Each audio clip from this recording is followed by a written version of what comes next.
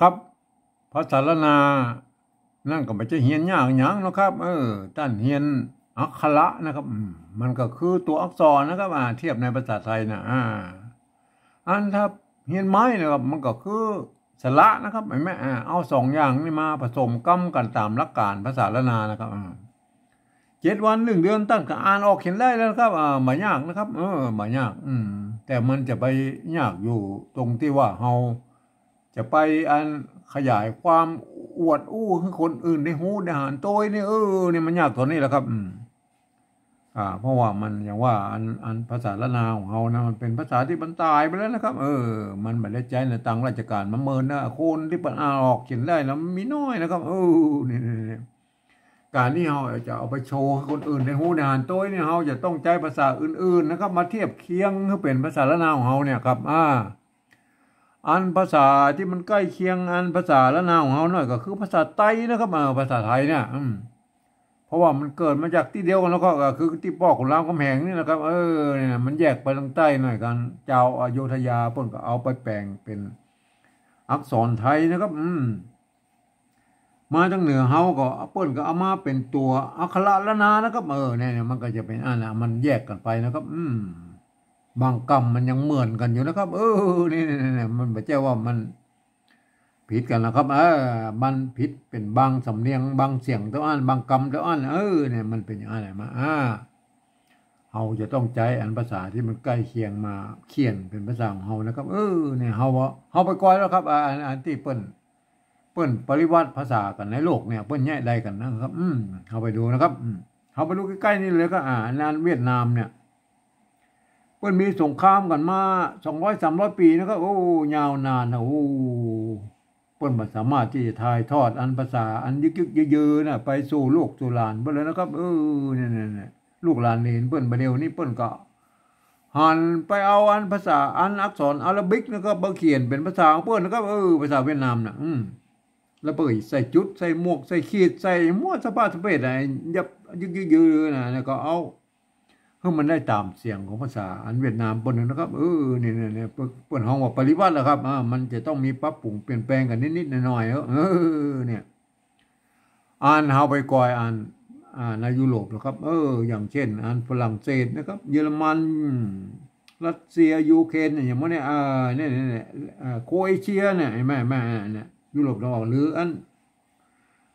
ยุโรปตะวันออกตั้งหลายเลยนะนี่เปิ้นใช้หลักการปริวัติภาษากันทั้งนั้นนะครับเปิ้นยืมเอาอักษรอาหรับิกนะครับไปเขียนเป็นภาษาของเปิ้นนะครับแล้วก็ใส่จุดท่องซองจุดพวกก็มีนะครับเนี่ยบางทีก็หมวกปิ้นเนี่ยอย่างโครเอเชียเป็นหมวกปิ้นก็ไอ้หมวกเวียดนามเนี่ยมันเหมือนก็กุบหุ้มลงนะครับเห็นไหมอันนี้มันหมวกยูเครนมันง่ายขึ้นนะมันปิ้นไปจากเวียดนามนะนี่เป็นยังไงไหมอันนี้เปิ้นฮ้องว่าปริวัติแล้วครับเห็นไหมปริวัติภาษานะฮะได้ตามเสียงเปิ้นฮะบางครั้งเปิ้นยังใจเปลี่ยนแปลงอักษรอีกบางตัวนะครับเพื่อให้มันบอกเสียงตามสำเนียงของเปิ้นนะนี่ก็มีนะก็เนี่ยเห็นไหมเฮาไปก้อยอังกฤษหรอครับอังกฤษนี่เปิ้นเอาอักษรอาหรับิกเนี่ยไปเขียนเป็นภาษาเปิ้นแบบโล้นๆเนี่ยบ่ใส่สักอย่างครับเนี่ยแต่เปิ้นมีกฎเกณฑ์อยู่ว่านะครับเปิ้นสามารถพันเสียงได้ตามบริบทได้นะครับจะเอาขึ้นเอาลงก็แล้วแต่นะครับเห็นไหมเป็นประโยคคำถามก็เสียงไปอีกแบบหนึ่งเห็นไหมเป็นประโยคธรรมดากับเสียงไปแบบหนึ่งเนี่ยคำเดียวนะเห็นไหมเนี่ยมันเป็นลักษณะภาษาอังกฤษเห็นไหมก็เหมือนภาษาละนาของเรายุคต้นๆก็มันมีไม่เยอะไม่ชัดก็คือไม่เองไม่โทนะก็เนี่ยเพิ่งก็พันเสียงได้หลายเสียงเหมือนกันเห็นไหมเนี่ยมันเป็นอย่างนั้นเรื่องของภาษานะเห็นไหมทีนี้เรามาถึงเรื่องปริวัติแล้วครับปริวัตินี่นะผมเองเนี่ยผมได้ใช้หลักการของสภาวัฒนธรรมมหาวิทยาลัยเชียงใหม่นะครับเปิ้นตกลงกันไว้เมื่อปลายปี28นะครับเปิ้นตกลงเอาไว้ว่าอย่างนี้นะครับการที่เอาภาษาไทยมาสะกดเขียนเป็นภาษาละนานั้นหรือที่พน้องว่าปริวัตินะครับก็ทำได้อยู่3แบบหรือ3รูปแบบนะครับแบบที่1นั้นเปิ้นจะเอาไว้เขียนบันทึกในหลักศิลาจารึกเอกสารสำคัญในโบราณนะครับเห็นไหมเปิ้ ปิ้นจะยืมเอาอักษรไทยเนี่ยไปเทียบเอามาทุกอักขระนะครับทุกไม้ทุกอันเครื่องหมายแล้วก็แม้กระทั่งไม้กงไม้กังไหลเปิ้นบอกเว้นนะครับเห็นไหมเนี่ยครับอันนี้เป็นการอันปฏิบัติแบบละเอียดหน่อยนะครับเปิ้นบ่ฮือผิวเลยมาอันนี้เขาบ่ถึงถึงในรายละเอียดแล้วนะครับมาถึงก็แบบที่สองนี่ก็พอนะครับแบบที่สองเปิ้นว่านะครับเนี่ยเปิ้นบอกว่ายืมมาอักษรไทยนะครับปรับเทียบเพื่อเป็นอักขระล้านนาตำบลปูเนี่ยแล้วก็ประกอบกรรมขึ้นมากับแบบภาษาไทยผสมผสานไปนะครับบางครั้งไม้หรือสระเนี่ยมันบ่ตรงบ่ตัดกันคืออันของไทยของล้านนาเนี่ยมันบ่เหมือนกันนะครับก็คือบูรณะคำศัพท์เมื่อมันเป็นอันหน้าตามออกแบบไทยๆนะครับแต่เวลาอ่านนั้นท่านต้องนึกถึงว่าอันนี้มันอักขระล้านนากับอันหน้าตามเป็นแบบไทยเหมือนกันเนี่ยคนทั่วไปมันสามารถเข้ามาอ่านได้นะมันจะผิดเพี้ยนสำเนียงแล้วคนทั่วไปมันไปอ่านต้องไปอ่านแบบที่สามบนนะครับอย่างเช่นตัวนี้เห็นไหมเนี่ยอันนี้ท่านเห็นว่าเป็นตัวพอพึ่งนะครับเห็นไหมอันนี้แหละถ้าเขียนประกอบในภาษาปริวัติแบบที่สองแล้วท่านต้องพอว่าอันนี้มันเป็นตัวพระนะครับมันเนี่ยคนทั่วไปมันอ่านมันจะมาเข้าใจผิดนะครับคนทั่วไปนะมันปุ้นถ้าไปอ่านแบบที่สามนะเดี๋ยวเขาก็เขาหาแบบที่สองนี่ก่อนนะครับผัวนะครับอันนี้ตัวพระผัวนะอันนี้เอาตัวพอพึ่งเนี่ยมาเทียบเป็นตัวพระไม่กลัวนะอันนี้ไม่กลัวใช่ไหมไม่กลัวภาษาละนาเพิ่นมีไม่กงก็ไม่ตัวว่าควบกันนะครับนี่อันนี้คือไม่กลัวสระอัวไทยละนานะเห็นไหมเขาก็เอาสระอัวไทยมาใส่นะครับเอาเนี่ยเขาบูรณะคำศัพท์มันเป็นสระอัวไทยแล้วก็เนี่ยนี่เอาสระอัวไทยมาใส่แล้วก็เนี่ยผมก็ไปไปตะวาแล้วนะก็เห็นไหมอันเนี้ยผัวนะก็อันเนี้ยผัวอ่านว่าผัวอันนี้เราไม่เก๋ตัวปะตัวหน้าเห็นไหมเป็นอันนี้เป็นแม่เนี่ยอันโบราณพวกก็เขียนตัวเองนะครับผมก็เคยแสดงให้ดูแล้วนะครับเห็นไหมป้นมันใส่ไม่สั้นนะครับไผ่ไปใส่ไม่สั้นมันใจนะครับไปเฮียนภาษาไทยมันใจนะครับมันเป็นนี่นะมันเป็นเสียงจัตวาลเป็นอันนี้ก็เป็นมาอันเป็นมันเป็นเสียงอันเจ้าไตยวนเชียงใหม่นะครับออกเสียงจัตวานะถ้าเป็นอันเสียงไตลื้อตั้งน้ำปางแป้นานป้นจะม้วนเสียงจัตวาเนี่ยจะม้วนไปถึงไปป้นขึ้นไปเสียงตีวนะครับใกล้ๆเสียงตีว่าป้นจะม้วนว่าเป็นเป็นม้วนเสียงเข้าไปแล้วก็เป็นเนี่ยมันเป็นนะอันนั้น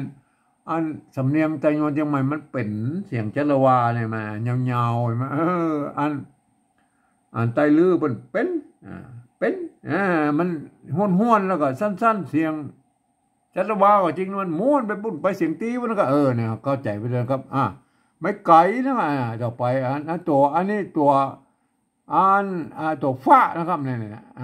เป็นตัวป้าใส่ห่างยาวเนี่ยเป็นตัวฟ้านะครับเนี่ยตัวฟ้าก็ยืมตัวฟ้าฟันมาเป็นได้ไหมอันเนี้ยผัวเป็นไฟได้เลยเนี่ยผัวเป็นไฟนะครับไม่ใช่ผัวเป็นไฟนะครับเห็นไหมมันต้องผัวเป็นไฟนะเนี่ยเสียงจัตวานะเห็นไหมไฟอันนี้เราเอาไม่เกืออันนี้มันเป็นไม่เกือโบราณนะครับเห็นไหมเนี่ยเพื่อจะเอาไม่กี่มาแล้วเอาไม่200อันตวัดไปบนแบบหน่อยไหมกับท่านพวกเข้าใจแล้วเขาก็อันเพิ่นมีไม่เกือไม้ขอจ้างเห็นไหมอันนี้นะเขาเขียนเต้าอี้มันก็มันยังว่ามันบักงามในภาษาไทยนะครับเขาก็เอาอันบูรณะคำศัพท์มันหน้าตามันแบบไทยๆน้อยก็เอาอ้างใส่เนี่ยครับเสียงโทพิเศษนะครับอันนี้ก็ก็ไม่ใช่อ่านว่านะครับเนี่ยคนทั่วไปมาอ่านว่านี่มันก็ผิดสำเนียงเบิ้ลแล้วก็เอาอันนี้คือคนที่เพิ่นเห็นหูภาษาละนามาอ่านก็พอนะครับเสียงโทพิเศษต่อไปเมียนะครับไม่เกี่ยนะอันนี้เนี่ยตัวมะเนี่ยอันไม่เกี่ยภาษาละนาพวกก็อันเนี่ยมีไม่เกี่ไม่อันตัวว่าเนี่ยเพิ่นจะมีไม่ซัดกับครับไว้นะยุคต้นๆนะครับไหมแต่อันภาษาอันละนาเตาไตยวนเชียงใหม่เปิ้นเขียนตัวอี้นะครับเปิ้นไปใส่ไม่สั้นนะครับเปิ้นก็เอาเปิ้นนิยมเขียนกันมาอย่างอี้ก็โอเคนะครับก็ตามเปิ้นนะครับตามอันที่เปิ้นเขียนอันนั่นมานะครับเห็นไหมมันก็เปลี่ยนแปลงกันได้พลิกแปลงกันได้นะครับแต่โบราณเปิ้นมีไม่ซัดกับไว้นะครับอันคำอีสานเปิ้นก็มีไม่ซัดกับนะครับ อันเจ้าใต้ลือลำปางแป้นานปัญญาพวกก็เอาใส่ไม่ซัดแล้วก็ก็แล้วแต่นะครับก็จะใส่ไม่ซัดหรือบ่ใส่ก็แล้วแต่นะครับก็นิยมกันสองแบบนี่มันก็เอามันเฮาอันอย่างอี้นะมันบ่เหมือนอันสระเอียไทยนะก็เฮาก็บูรณะมันเป็นสระเอียไทยนะก็ไม่เกี่ยเมียนะก็เอาสระเอียไทยมาใส่แล้วก็เมียเมียอันนี้เป็นนะครับไม่เกตัวปะตัวหน้าเป็นอันนี้เราน้ำนะครับน้ำอันนี้ตัวนานะครับไม่กังมนเนี่ยก็เป็นไม่ก่ำนะครับไม่ก่ำไม่ขดจ้างนะครับก็ก่อนน้ำแล้วก็ตัวเขียนน้ำนะเขียนน้ำมาว่าน้ำแล้วก็เฮากับบูรณะคำศัพท์ว่าเป็นน้ำไม่แม่น้ำไม่แม่เนี่ยน้ำอันนี้ผัวนะครับผัวเป็นเป็นไม่เกตัวปะส่วนหน้าเห็นไหมผัวเป็นอันนี้ท่อนะครับไม่ก่อใช่ไหมไม่ก่อใช่ไหมมันก็เหมือนกับไม่กลัวนะมันควบกันไม่ก่อนี่มันเพื่อจะมีกันย้อนเนี่ยควบกับอันไม่กังมนเนี่ยเพื่อจะเป็นไม่ก่อนะครับไอ้แม่เนี่ยถ้ามีอันตัวสะกดเพื่อจะลบไม่กังมนออกก็แล้วแต่นะครับไอ้แม่อันนี้มันแบบมีอันตัวสะกดเพื่อเขียนไม่ก่อเต็มยศนะครับไอ้แม่ใส่ไม่เยาะไปก็ออกเสียงเอกนั่นก็ทอนะครับไอ้แม่ตัวทะนั่นก็ตัวยืมตัวทอทุงอันไม่ของกลางมนเฮาบอกมาตัวแล้วนะครับไอ้แม่เนี่ยเฮาเอาแค่หน้าตาแบบไทยๆใช่ไหมแม่ทอใช่ไหมอันนี้ถ้าเป็นแบบที่หนึ่งไปเอามาตัวนะครับ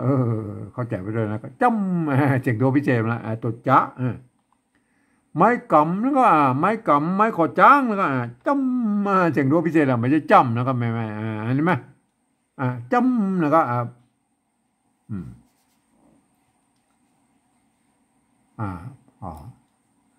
โทษขอลบเอามันหน่อยมันแบบปอ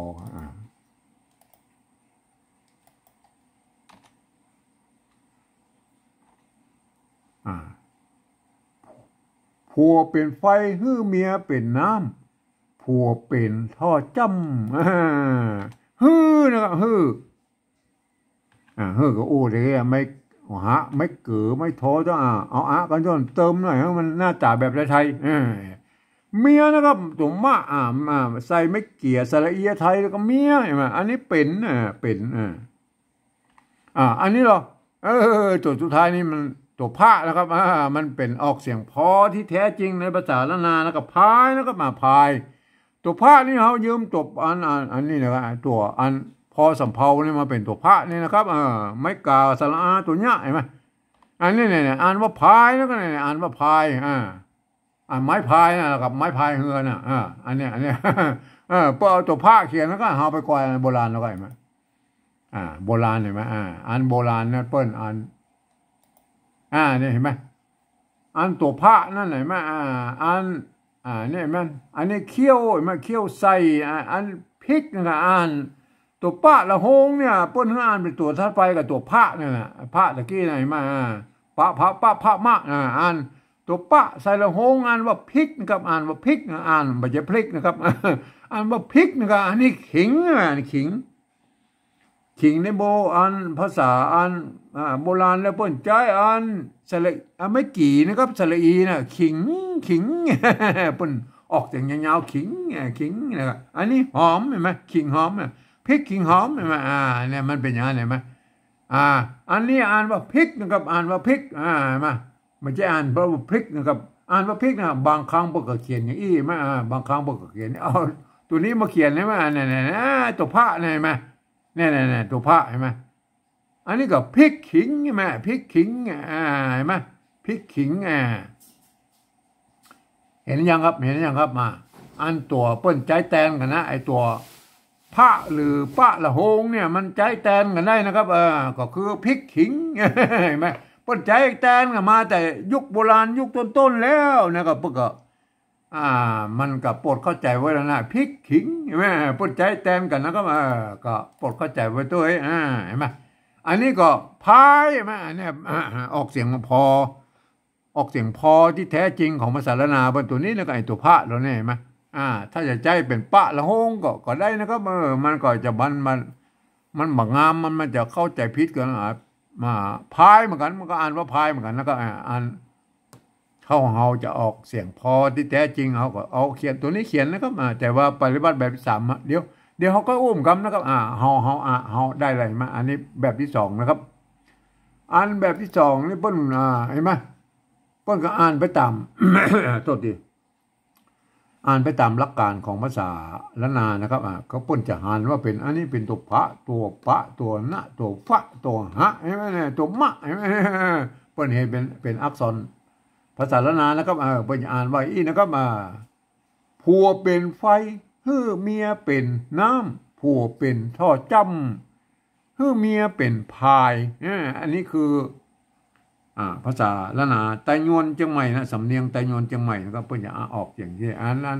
ถ้าเป็นอันไตลื้อลำปางหรืออันไตยองตั้งอันละปูนก็จะไปแต่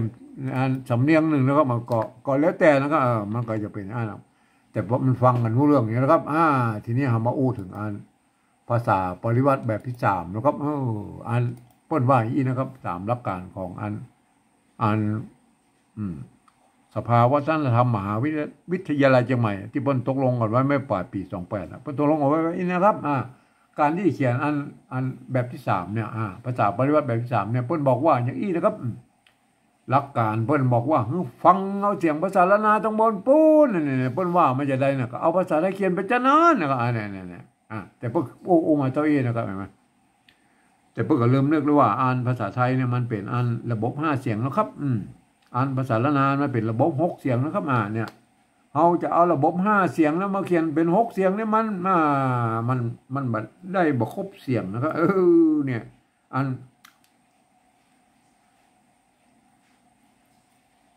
ครับเสียงที่มันขาดไปหน่อยก็คืออั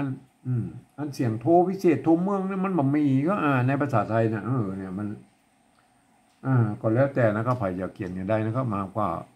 ในส่วนผมก็จะพลิกแพงอันดัดแปลงเอาไอ้เสียงนี้แหละครับที่เพิ่นเขียนมาได้น่ะเอาตามอันแนวทางของเวียดนามนะที่เพิ่นเขียนมานะ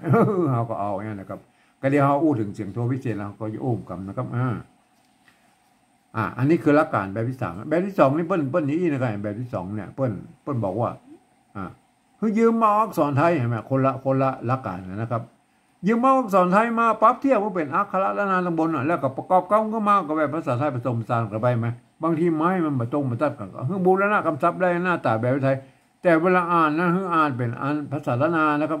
เนี่ยมันหลักคนละหลักการอันแบบไทยนี่มันเขียนด้วยภาษาไทยนะครับแบบที่3นะ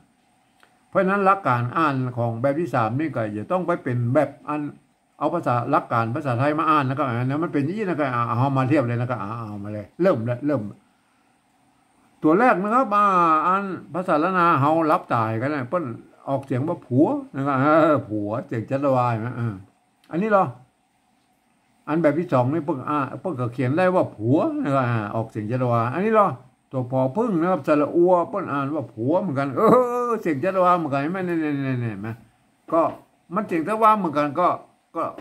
ผมบ่ต้องไปยุ่งมันนะครับผมต้องยุ่งเปิ้นนะบางครั้งมันก็เหมือนกันแล้วครับภาษาไทยภาษาละนาบางคำมันยังเหมือนกันอยู่นะครับเนี่ยมันเป็นภาษาที่มันเกิดมาจากที่เดียวกันแล้วครับเนี่ยตัวที่2ไม่เกตัวปะตัวหังนะอ่านว่าเป็นเสียงจัตวามั้ยอันนี้เหรออันนี้ก็เป็นใช่มั้ยอันนี้เหรออันนี้เอาไทยมาเขียนนะครับเอาภาษาไทยมาเขียนสระเอปอปานอหนูอ่านว่าเป็นเป็นทีนี้เฮาจะต้องมันเป็นเนี่ยได้ครับเฮาใส่ไม่ตะคูดไปหรอมันก็เป็นอยู่ดิใช่มั้ยมันก็เป็นอยู่เนี่ยเป็นแถมบ่ปอมันสั้นใช่มั้ยเป็นเป็นอันนี้มันเป็นใช่มั้ยมันก็เป็นอยู่ดิมันบ่มันเป็นเป็นอยู่ได้ก็ใส่อันไม่จะละว่าบ่นี่กันเนี่ยเป็นเป็นบ่ก็พันแล้วก็เสียงปอปาเนี่ยเฮาบ่เฮาถึงแม้มันจะบ่มีในภาษาไทยเนาะก็เฮาก็บ่สนใจแล้วเฮาเอาบางครั้งกฎเกณฑ์ภาษาอันไทยบางกฎเกณฑ์เฮาก็ยกเว้นไปนะครับเฮาก็เอาตามอันแบบเวียดนามบัดน่ะเวียดนามบ่ใส่จุดใส่หมวกใส่ขีดใส่สะปะอะไรอย่างมั่วซะบ่เพิ่นก็เอาได้ตามเสียงแต่เฮาก็ยืมเอาอันเอกโทติจารวาเพิ่นมาใส่ขึ้นไม่ได้ตามเสียงนะครับผัวเป็นเสียงจารวานะครับอันนี้เนาะตัวที่3เพิ่นอ่านว่าไฟนะอันแบบที่2นี่อ่านว่าไฟนะอันนี้เนาะ อันแบบที่สามนี่มันสระไอตัวฟอฟันแล้วก็อ่านว่าไฟมันเต้ากันก็แล้วไปนะครับมันมาเต้ากับไอ้ตัวนี้ตัวเดียวนะไอ้เป็นใช่ไหมเนี่ยผัวเป็นไอ้ตัวนี้มันมาเหมือนเบิ้ลนะอันเนี่ยอันนี้บูรณะกับอันปริวัตินะครับเบิ้ลเขาว่าปริวัติมันเป็นเนี่ยเนี่ยเป็นผัวเป็นไฟเนี่ยเอาละตัวต่อไปแล้วก็อันภาษาละนาเปิ้นว่านะครับเนี่ยเสียงโทพิเศษใช่ไหมอันนี้เหรออันนี้ก็เนี่ยมันเป็นตัวหะแล้วไม่เกิดเหมือนกันนะมันก็จ้างอันนี้เหรออันนี้ภาษาไทยมาเขียนแล้วครับหอหีบจะละไม่โทอ่างนี่ปอ่านว่านะครับมันเสียงโทปกตินะครับจะมันเป็นได้แล้วครับมันถ้าเฮาอย่างอี้มันบ่ได้แล้วก็มาเฮาจะเปิ้บอันนี้ไปไปเป็นไปอย่างมันก็จะอันเฮาไปเขียนตัวอื่นมันก็จะพลาบก็ไปหมดแล้วก็มันจะเอาไม่เอกมาใส่กับโอ้กันมันหลายชั้นนะครับมันจะต้องแก้กันหลายชั้นนะครับผมเองนี่ผมแก้ตัวเดียวนี่นะไอ้ที่มันเขียนมาได้เนี่ยผมเอาจุดประดับไว้นะเสียงโทพิเศษนะครับมานั่นเอาจุดประดับไว้หูไว้ว่าอันนี้มันเสียงโทพิเศษก็อันนี้นะครับอันนี้มันไอเห็ดเป๋าเป๋าเนี่ยอันเสียงโทพี่ปกตินะครับอันใส่โจนี่มันเสียงโทพิเศษโทเมืองนะครับเนี่ยใส่จุดไปนะครับเนี่ยตามแบบฉบับของผมนะผมก็เอาหลักการของภาษาเวียดนามนั่นแหละเพิ่นมาเขียนแล้วก็อย่างแบบเพิ่นก็ใส่จุดใส่หมวกใส่ขีดใส่มั่วสะบัดไปได้ตามเสียงมันอันนี้นะเนี่ยก็เสียงโทพิเศษนะครับเนี่ยเป็นอย่างนี้นะครับมาเอาใส่จุดไปนะครับในวัดพระสิงห์เนี่ยเพิ่นจะใจอันตัวเอียงนะครับไอ้เสียงโทพิเศษเปิ้นฮ้องว่าตีเพี้ยนนะเปิ้นจะใจอันตัวเอียงเขียนนะครับก็มันจะห้องตีเพี้ยนหรือโทพิเศษทุกเมืองมันก็อันเดียวกันนั่นก็คือเสียงระหว่างเสียงโทไปถึงเสียงตีนั่นมันอยู่กลางนั่นก็เมียต่อไปเนี่ยตัวต่อไปนะครับภาษาลาวเปิ้นอ่านว่าเมียนะครับอันนี้เมียเขียนแบบเชียงใหม่นะครับไตโยนเชียงใหม่เปิ้นบ่ใส่ไม่ซัดกับเมียอันนี้เหรออันนี้ก็เมียอันนี้เหรออันนี้มอม้าสระเอียกับเมียมันเต้ากันไหมเต้ากันแล้วเฮาไม่ต้องมายุ่งละอันนี้เหรออันนี้เป็นอันนี้ก็เป็นเตะกี้เฮาใส่ไม้จรวานะก็เป็นเป็นใช่ไหมใส่ไม้จรวาเปิ้นมันได้ตามเสียงภาษาละนานะไงเป็นเป็นอันนี้เหรอตัวนี้น้ำนะครับน้ำเขียนน้ำนั่นมาอ่านน้ำนะครับน้ำอันนี้เหรออันนี้ก็ตัวหน้าไม่กำเหมือนกันเลยมาดอกขอไม่ขอจ้างอ่านน้ำเหมือนกันอันนี้เหรออันนี้ตัวนอนโหสระอัมไม่โทอันน้ำเหมือนกันมันเหมือนกันก็แล้วไปเป็นน้ำอันที่มันเหมือนกันเฮาไม่ต้องมายุ่งเบิ้ลนะครับอันนี้เหรอผัวอันนี้ก็ผัวแล้วไปนะครับอันนี้เป็นอันนี้มันเป็นเอาใส่ไม้จรวาเนี่ยแบบตั้งหน้าบ่ไหนมาเป็นใส่ไม้จรวาเป็นมาอันนี้ปริวัติตัวนี้นะครับนี่มาเป็นเป็นเห็นไหมอันนี้เหรออันตัวต่อไปนะครับอันนี้ทอนะครับเสียงเอกนะตัวทะเนี่ยเขายืมตัวทอทุงมาเทียบนั้นเป็นทอใช่ไหมอันแบบที่สองนี่ก็ทอนะครับอันนี้เหรออันแบบภาษาไทยมันทอทุงนะมาอันก็อ่านว่าทอเหมือนกันเสียงเอกเหมือนเหมือนกันก็แล้วไปแล้วก็เขาไม่ต้องมายุ่งมันเลยอันนี้เหรออันนี้ภาษาละนาพูดจำเสียงโดพิเศษจำแม่เนี่ยจำแม่เนี่ยมันจำเสียงโดพิเศษนะครับจำแม่อันนี้เหรอตัวจ้านะครับไม่กำไม่ขอจ้างอันจำอันนี้เหรออันนี้แบบที่สามเนี่ยเอาภาษาไทยมาเขียนจอจานนะครับสลามนะครับไม่โทปนานว่าจำนะครับมันได้เสียงอันเนี่ยมันได้แค่เสียงอันเสียงโทปกตินะครับจะให้เป็นจำได้แล้วก็จำอันนี้มันจำนะเอาลองอีหรออันนี้เขาเขียนนะจำเห็นไหมอันนี้จำเห็นไหมจำเสียงสมัญนะฮะจำใส่ไม่เอกหรอใส่ไม่เอกนะครับใส่ไม่เอกใส่ไม่เอกนะครับใส่ไม่เอกอันนี้เป็นอ่านว่าจำไม่เสียงเอกเห็นไหมใส่ไม่โทจำเห็นไหมอันนี้มันเสียงอันโทปกตินะครับจะให้มันเสียงอันโทพิเศษได้เลยก็เอาก็จำใส่จุดไปมาเหมือนกับเดียวเขียนบางบนเนี่ยมั้ย แล้วก็อันนี้จำเนื้อจำตัวจำใจ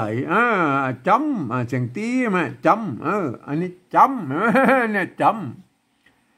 ำหัวจำใจจำเลือดจำหนองมาจำเห็นไหมอันจำแล้วจ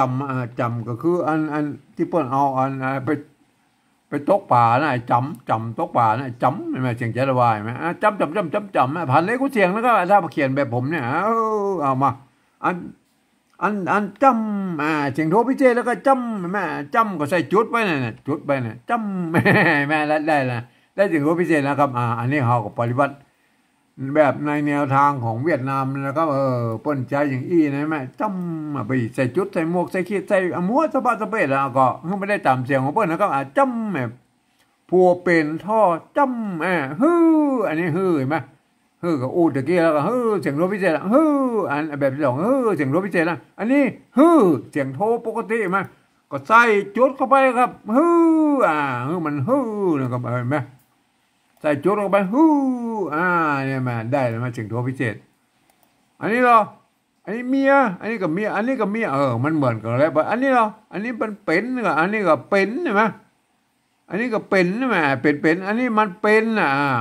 มันเป็นก็ใส่ไม่จะว่าเป็นเนี่ยมันเป็นอย่างนี้มาเป็นได้อะไรมาได้อะไรเป็นมาอันตัวต่อไปแล้วก็อันเนี่ยนะอันตัวสุดท้ายเนี่ยอันตัวพระนะไม่กามหางสะกดด้วยหางใหญ่เปิ้นอ่านว่าพายนะครับอ่านเป็นพอในภาษาละนาพายแล้วก็อ่านเอาตัวพอสำเภาเนี่ยไปเทียบมาแล้วครับตัวนี้ประการพายแล้วก็อ่านว่าพายนะครับเนี่ยอันนี้เหรออันนี้เอาภาษาไทยมาเขียนนะครับเอาตัวพอสำเภาสระอาตัวยอยักษ์ประการว่าพายเหมือนกันนะแต่มาแต่มันบางงามในภาษานะครับอันนี้มันอ่านพายเหมือนกันนะเฮากับบูรณะกับศัพท์มันเฮาก็เขียนแบบไทยๆนะครับอันพายนะไม้พายไม้อันโกนไม้พายไม้โกนพายไม้พายเรือมาพายเรือพายอย่างน่ะเปิ้นเอาพอพานเขียนอะไรมาเนี่ยมั้ยพายแล้วก็มาเนี่ยเฮากับบูรณะกับศัพท์มันเป็นอันพายไทยน้อยนะครับมันเนี่ยได้เลยนะมันเป็นอย่างนี้นะก็เนี่ยเขาก็ได้แล้วนะครับเขาก็ได้แล้วนะครับเขาได้แล้วนะครับเห็นไหมอันนี้คือการเขียนปริวัติแบบที่3ตามตามแบบฉบับของกิ้นเสียงคีคือผมนี่แล้วก็ผมก็คิดค้นขึ้นมาเขียนให้มันได้ตามเสียงของภาษาละนานะครับเนี่ยใครจะเอาไปเขียนนะครับก็ผมก็ไม่ได้สงวนลิขสิทธิ์นะครับก็แล้วสุดแล้วแต่ท่านนะครับใครจะเขียนอย่างไรก็ได้นะครับมันก็แล้วแต่ท่านนะครับท่านจะเขียนอะไรก็ตามใจเด้อแต่ผมเขียนอย่างนี้นะครับเพื่อไม่ได้ตามเสียงของภาษาละนานะครับผมตาไปอันฝรั่งมังค่ามานะครับมาที่เปิ้นเรียนภาษาไทยมาแล้วน่ะมาอ่านไปตามหลักการของภาษาไทยเปิ้นบ้านเนี่ยยกเว้นคำที่มีจุดนี่อ่านออกเสียงโทพิเศษนั่นก็แน่อ่านคำที่มันไม่อ่านไม้จัตวานี่ออกเป็นเสียงจัตวานะครับเนี่ยคำที่เป็นอยอ่านออกเสียงยอยักษ์ไทยนะครับคำที่เป็นยอยักษ์ตัวเดียวเนี่ยที่เป็นอันวันละพยัญชนะต้นก็คือมันออกเป็นตัวยอนะตัวยะนะครับนี่มันถ้าอ่านแล้วท่านจะได้สำเนียงเชียงใหม่แต่ยวนไปเลยนะครับเนี่ยมาเปิ้นอ่านกันนี้นะครับผัวเป็นไฟเมียเป็นน้ำผัวเป็นท่อจำเมียเป็นพายเนี่ยอันนี้คือสำเนียงไต้ยวนเชียงใหม่นะเห็นไหมถ้าเป็นไต้เรือมันก็จะไปน้อยนะอันไต้ยองกับไปแบบหนึ่งก็ชุดแล้วแต่นะครับอันนี้คืออันปริวัติแบบที่2เนี่ยแบบเนี่ยตัวแดงๆเนี่ยอันนี้เปิ้นเอาไว้คือคนอันที่เปิ้นเรียนรู้ภาษาลาวมาอ่านนะครับคนทั่วไปบ่สามารถเข้ามาอ่านได้มันจะผิดสำเนียงนะครับเนี่ยเพราะว่ามันเทียบมานะครับมันเพราะฉะนั้นเอาหลักการภาษาละนาอ่านแล้วก็เนี่ยคนทั่วไปบ่เรียนภาษาละนามาจะไปอ่านได้ก็เปิ้นเอาหลักการของภาษาละนาอ่านแล้วเปิ้นเห็นเป็นตัวพระตัวปะตัวนะตัวฟะตัวหะตัวมะเห็นมั้ยแล้วเปิ้นจะเห็นเป็นอักษรละนานะเปิ้นอ่านกันว่าอย่างนี้นะครับผัวเป็นไฟเมียเป็นน้ำผัวเป็นท่อจ้ำเมียเป็นพายเนี่ยอันนี้คือสำเนียงอันไต้ยวนเชียงใหม่นะครับเปิ้นจะออกเสียงกันอย่างนี้นะก็เนี่ยมั้ยแล้วมาเขียนไว้อย่างละเนี่ยเขียนไว้อย่างเอามาเขียนไว้อย่างละบ่คือคนอื่นทั่วไปอ่าน เปิ้นมีจุดประสงค์ว่าอย่างอี้นะครับว่าถ้าสมมุติว่าอันภาษาละนาตำบลพุ่นอันเปิ้นสูญหายไปนะเปิ้นก็เอาภาษาปริวัติแบบที่สองเนี่ยสามารถปริวัติแบ็กกลับไปเป็นภาษาละนาตำบลพุ่นได้ไหมนี่เนี่ยจุดประสงค์เปิ้นเอาแค่นี้นะครับเขียนกำกับภาษาละนาไว้บ่ได้นะครับเปิ้นไปแจ้งให้คนอื่นเข้ามาอ่านนะครับเนี่ยมันเป็นอย่างอี้นะครับจุดประสงค์เปิ้นโปรดเข้าใจไว้ด้วยนะครับสำหรับภาษาละนาอ่า ป้นก็เขียนกันได้อย่างอี้นะครับไอ้มาบางที่มันอย่างว่าละนาของเรามันมีหลายเผ่าพันธุ์นะครับ4-5 เผ่าพันธุ์น่ะหลักๆไตยวนไตลั่วไตลื้อไตเขินไตย่องนะบางที่ก็นิยมเขียนกันผิดแผกแตกไปก็ชุดแล้วแต่นะครับมันก็เขาก็โยนหากันนะครับมันก็พออ่านกันได้อย่างตัวนี้ไหมอันนี้มันเป็นไม้กือแบบโบราณนะครับเปิ้นใช้ไม้กี้นะครับแล้วก็ไม้สองน้อยตวัดเข้าไปตรงกลางนี่คือไม้กือโบราณนะครับเนี่ยเปิ้นเขียนมาตั้งแต่ยุคแรกๆแล้วเปิ้นใจอี้นะครับยุคปลายๆไม้กืออันละนาเนี่ยเปิ้นจะเอาไม้กี้เขียนไว้แล้วก็เปิ้นตวัดห่างเลยนะครับเปิ้นเอาโวยๆหน่อยเปิ้นก็ตวัดห่างแล้วก็เป็นไม้กือเหมือนกันนะครับก็บางที่เปิ้นก็ใจอย่างอันบางที่เปิ้นก็ใจอย่างอี้ก็สุดแล้วแต่เขียนนะครับอันว่าเมียเนี่ยอันโบราณยุคต้นๆแล้วปกติใส่ไม่ซัดกำกับไว้นะมันเป็นอันไม่เกี่ยนะกับเมียนะเนี่ยอันทำอีสานเมื่อก่อนอันใส่ไม่ซัดอันเจ้าไตลื้อตังลำปางแป้นั่นปัญญาปกติใส่ไม่ซัดแต่เจ้าไตยวนเชียงใหม่เปิ้นบ่ใส่ไม่ซัดแล้วก็บ่จะเอาอย่างนี้นะเปิ้นเขียนกันมาจากอี้แล้วเขาก็ยวนเปิ้นนะครับเปิ้นจะเอาแบบเชียงใหม่หรือเอาแบบอันแบบไตยวนหรือแบบไตลื้อก็สุดแล้วแต่นะก็ยวนหากันนะครับเนี่ยเพื่อก็อ่านกันได้นะครับเพื่อก็อ่านกันว่าอีไหนมาเปผัวเป็นไฟเมียเป็นน้ำผัวเป็นท่อจำเมียเป็นพายนี่อันนี้คือสำเนียงไตยวนจังใหม่นะครับเพื่อจะออกเสียงกันอย่างอี้นะครับครับเรื่องปริวัติภาษานั่นท่านก็ไปคิดค้นเรื่องการปริวัติภาษากันเอาเองนะครับอันนี้ปริวัติภาษาที่มันเป็นแบบฉบับของอันไตยวนเชียงใหม่นะครับมันก็จะต้องเขียนไปมันได้ตามเสียงอันมันเทียบเคียงภาษาไทยแล้วมันใกล้เคียงกันหน่อยนะครับเนี่ยสำหรับไตลื้อกับไตยองนั้นมันเวลามันเอาไปผันเสียงในภาษาไทยนะมันไม่ได้ตามเสียงของภาษาไทยนะครับมันก็จะผิดกันไปนักนะครับก็สุดแล้วแต่ท่านนะครับอะไรจะเขียนได้ก็เป็นเรื่องของท่านนะครับนะครับครับวันนี้ผมก็ขอบรรยายเพียงแค่นี้นะครับ